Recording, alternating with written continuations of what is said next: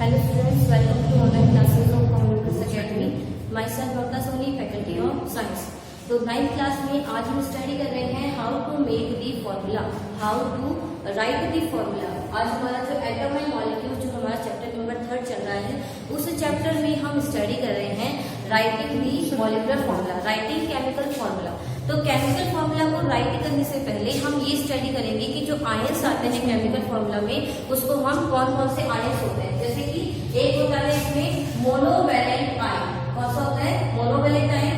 एक होता है इसमें डाइवैलेंट आयन और एक हम स्टडी करेंगे इसमें ट्राइवैलेंट आयन। देखो मोनो का मीन्स होता है 1, मोनो का मीन्स क्या होता है 1, डाई का मीन्स होता है 2 और ट्राई का मीन्स होता है 3। अब देखिए यहाँ पे वैलेंसी जो है वो हमें अलग अलग मिलेगी। कई एटम जो होते हैं जो कि +1 वैलेंसी रखते हैं या -1 वैलेंसी रखते हैं, तो उसको हम कहते हैं मोनोवैलेंट एटम। अगर किसी एटम के पास में +2 या -2 वैलेंसी होती है तो उसको हम कहते हैं डाइवैलेंट एटम। और अगर किसी एटम के पास में अगर +3 या -3 वैलेंसी होती है तो उसको हम कहते हैं ट्राइवैलेंट आयन। तो इसमें +1 जो वैलेंसी है उसको आप क्या कहेंगे, जैसे मान लो आपके पास में Cu+ आयन है, क्या है Cu+ आयन, तो Cu+ आयन को आप क्या कहेंगे, कॉपर कहेंगे। कहने का मतलब क्या है कि जो मोनोवैलेंट आयन होता है उसके पास में या तो +1 वैलेंसी होती है या फिर -1 वैलेंसी होती है। तो मोनोवैलेंट आयन में जिनके पास में +1 वैलेंसी होती है वो कौन से आइटम्स हैं, जिनमें -1 वैलेंसी होती है उसमें कौन से आइटम्स आएंगे। और ऐसे एलिमेंट जिनके पास में 2 एलिमेंट्स हो, कहने का मतलब क्या है। अब देखो यहाँ पे केवल कॉपर एक ही है, सोडियम 1 है, पोटेशियम 1 है, Ag1 है। अब इधर देखो H हाइड्रोजन 1 है, Cl1 है, ब्रोमीन 1 है, आयोडीन 1 है। लेकिन अब यहाँ पे देखो कि यहाँ पे जो अमोनियम आयन, जो आपको यहाँ पे 2 एटम्स दिखाई दे रहे हैं, तो ऐसे ग्रुप या मॉलिक्यूल जिसमें एक से ज्यादा आयन प्रेजेंट होते हैं, that is called polyatomic ion. तो पॉलीएटॉमिक आयन होते हैं वो मोनोवैलेंट में भी होते हैं, डाइवैलेंट में भी होते हैं और ट्राइवैलेंट में भी होते हैं। स्टडी कर लेते हैं। Cu+ को R कहेंगे कॉपर, Na+ को R कहेंगे सोडियम, K+ को R कहेंगे क्या पोटेशियम, Ag+ को R कहेंगे सिल्वर, H- को R कहेंगे हाइड्राइड।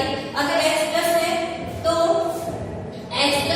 हाइड्रोजन, H- है तो उसको हाइड्राइड देंगे और Cl- है उसको हम क्लोराइड रखो दो।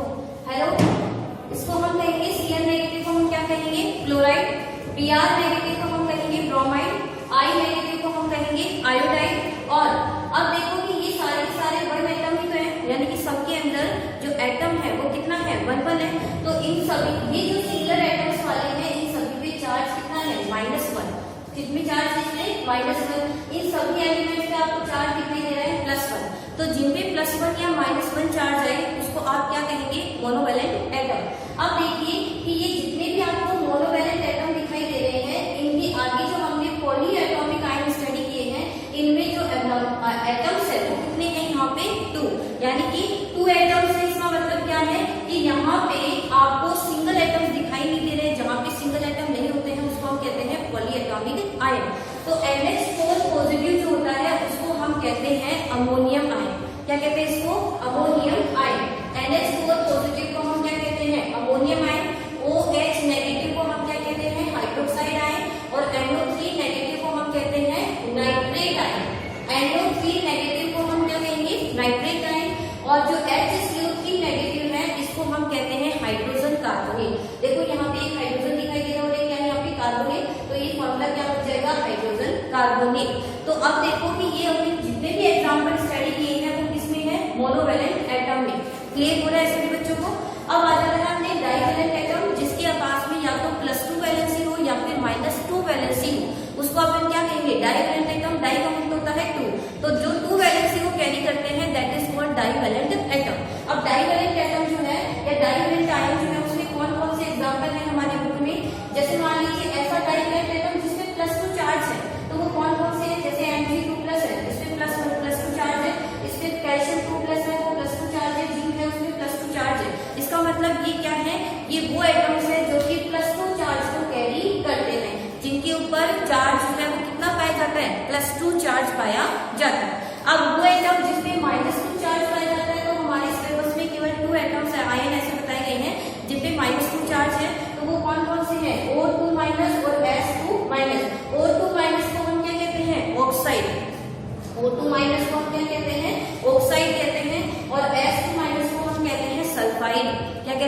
सल्फाइड। O2 माइनस को क्या कहते हैं? Oxide.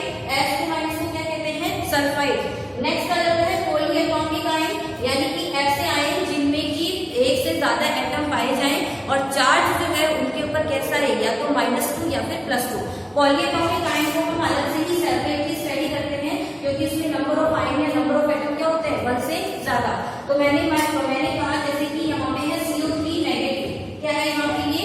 CO3 negative, CO3 2 minus, क्या है ये? CO3 2 minus. CO3 2 माइनस को हम कहते हैं कार्बोनेट, क्या कहते हैं इसको? कार्बोनेट। H3O2 माइनस को हम कहते हैं सल्फाइड। इस तरह आपको इसको यहाँ पे बहुत अच्छे से ध्यान देना है। एक तो है H3 माइनस और एक है SO4 माइनस। SO3 माइनस को हम कहते हैं सल्फाइड। आई आता है इसके लास्ट में, क्या आता है? आई। यहाँ पे आप ध्यान देंगे प्रोनाउंसिएशन पे। अगर आपसे कहे कि सल्फाइड तो आप क्या करेंगे? SO3 minus. अगर आपसे कहे सल्फेट, क्या कहेंगे आपसे? सल्फेट। तो यहाँ पे 8 आ रहा है, तो इसका मतलब क्या है? SO4 minus. SO4 क्या है? 2 माइनस। तो यहाँ से सभी बच्चों को क्लियर हुआ कि पॉलीएटॉमिक जो आयंस होते हैं उनमें कौन कौन आता है? SO3 माइनस, जिसको हम कार्बोनेट कहते हैं। SO3 माइनस, CO3 माइनस को कार्बोनेट कहेंगे, SO3 माइनस को क्या कहेंगे? सल्फाइड। और SO4 माइनस अगर आता है तो उसको आप क्या कहेंगे? सल्फेट कहेंगे। यहाँ तक सभी बच्चों को क्लियर हुआ? ये हमारी बुक में दिए गए हैं, ये जो टेबल्स है वो आपकी बुक में दी गई है, ये आपको PDF फाइल में प्रोवाइड करवा दी जाएगी, जिसमें आपकी नेमिंग होगी। ब्लैक बोर्ड पे यहाँ पे इतना ज्यादा स्पेस नहीं है, इसलिए मैंने नेमिंग राइट नहीं की, लेकिन जैसे जैसे मैं एलिमेंट्स को स्टडी कर रहे हैं वैसे वैसे मैंने आपको हर एलिमेंट की नेमिंग बताई है कि किस एलिमेंट को हम क्या कहते हैं। नेक्स्ट आता है अपने ट्राईवैलेंट एटम। ये ट्राईवैलेंट आयन, ट्राईवैलेंट आयन का मतलब क्या है? जिसपे या तो +3 चार्ज हो या फिर उसपे -3 चार्ज हो। अब देखो यहाँ पे +3 चार्ज वाले कौन कौन से हैं?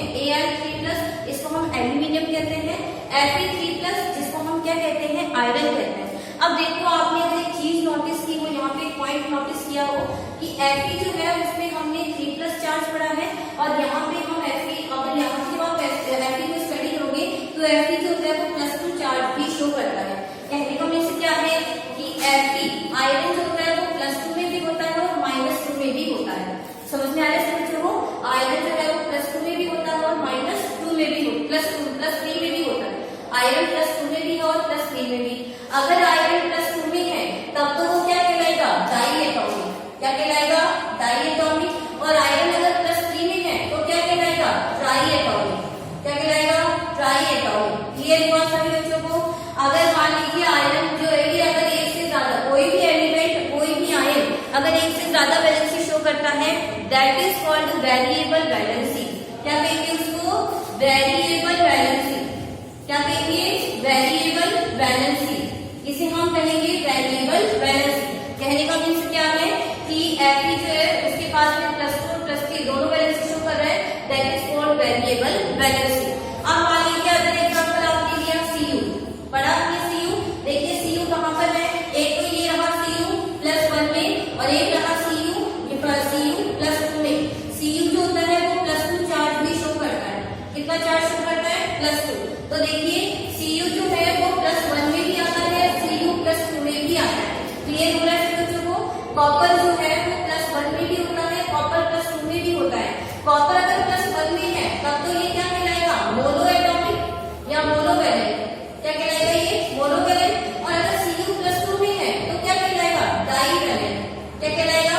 डाईवैलेंट। कहने का मतलब क्या है कि कॉपर जो है वो वेरिएबल वैलेंसी शो करता है। कोई भी एलिमेंट जो एक से ज्यादा वैलेंसी शो करता है, द आयन या the atom which show more than 1 valency, that is called variable valency. तो कॉपर है, आयरन है, ये दोनों एग्जांपल है किसके? वेरिएबल वैलेंसी के।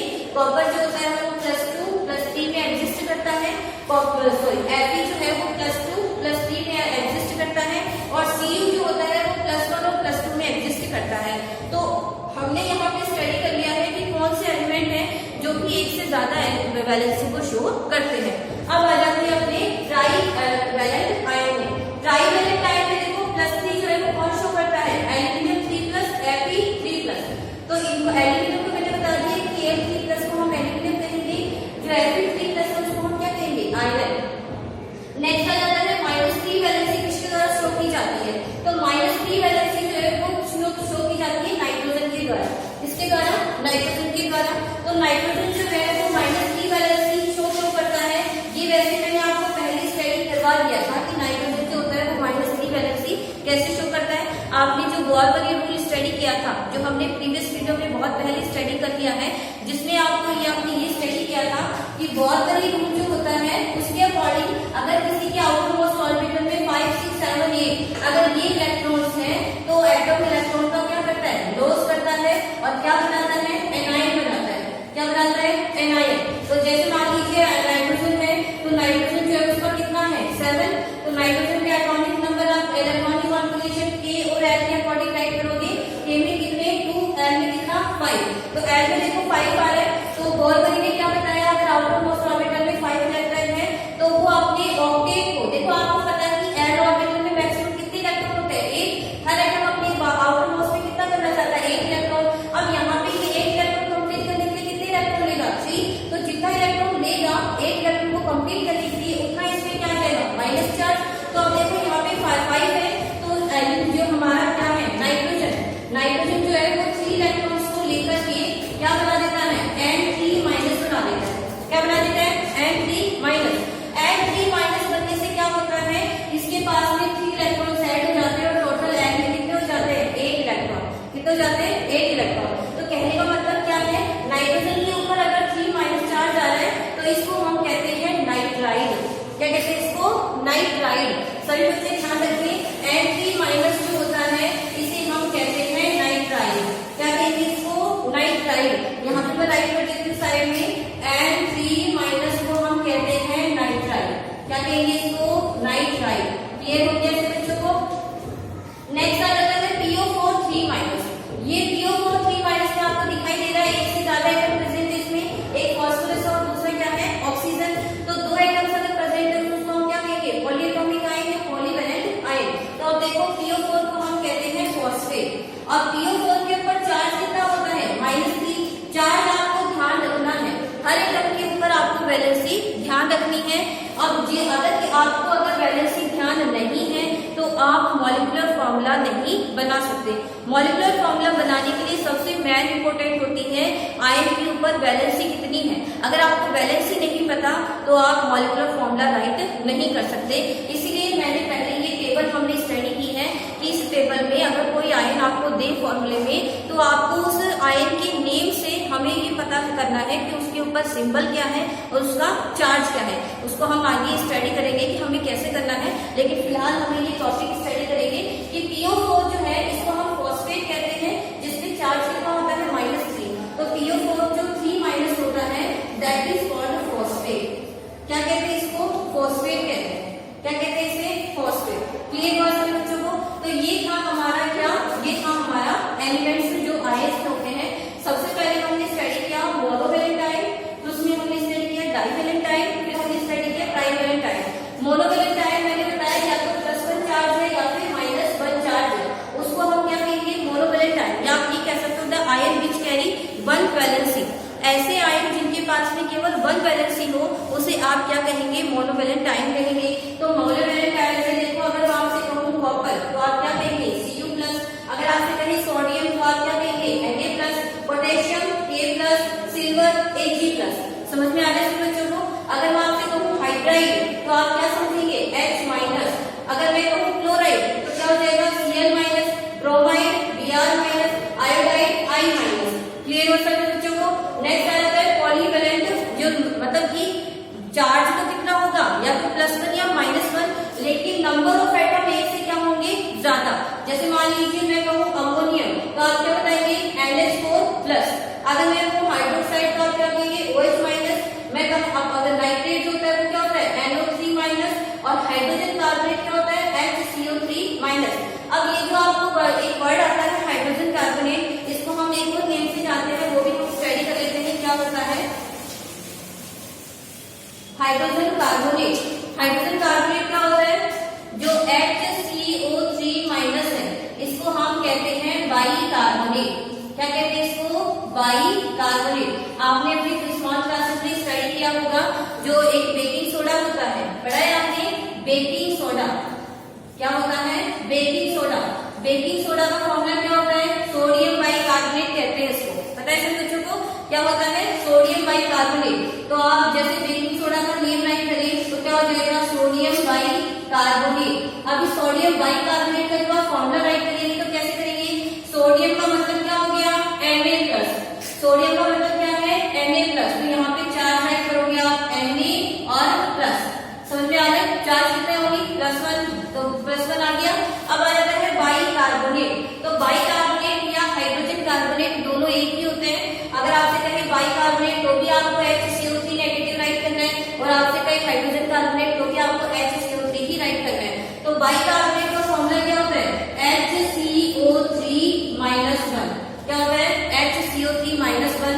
अब देखो इनकी वैलेंसी जो होती है ना वो क्रिस क्रॉस होती है, क्या होती है, क्रिस क्रॉस, यानी कि HCO3 की वैलेंसी आ जाती है सोडियम के नीचे और सोडियम की वैलेंसी चली जाती है HCO3 के नीचे, यानी एक दूसरे के अपोजिट हो जाते हैं। अब देखो यहाँ पे तो 1-1 ही तो है, तो 1-1 को तो हम ट्रांजिशन करेंगे नहीं, क्योंकि 1-1 को हम राइट नहीं करते हैं। तो इसका फॉर्मूला क्या बन जाएगा, इसका फॉर्मूला बन जाएगा NaHCO3, क्या बन जाएगा, NaHCO3। तो यहाँ से अभी इसका जो हमने केवल एलिमेंट को स्टडी किया है, उसके बाद में हम नेक्स्ट वीडियो में स्टडी करेंगे कि how to write the chemical formula. अब इसको थोड़ा सा एक और बार रिवाइज करवा देती हूँ। मैग्नीशियम का Mg+, कैल्शियम का Ca2+, जिंक होता है Zn2+, Fe होता है Fe2+, आयरन होता है Fe2+, और कॉपर होता है Cu2+, ऑक्साइड होता है O2-, सल्फाइड होता है S2-। ये आपकी बुक में दिए गए हैं, टेबल देंगे, और यहाँ से जितनी भी टेबल्स मैंने आपको राइट कराए हैं, जितने भी एलिमेंट्स, ये सभी आपके टेबल में दिए गए हैं। आपके जो बुक है उसमें आपने जो पेज नंबर है 37, उस 37 पेज नंबर पे आपको ये टेबल दी गई है, वो आप अपनी नोटबुक में राइट करें। और नेक्स्ट वीडियो में हम स्टडी करेंगे कि how right the chemical formula. So thank you for watching this video. PDF file जो है वो आपको डिस्क्रिप्शन लिंक से मिल जाएगी। So thank you.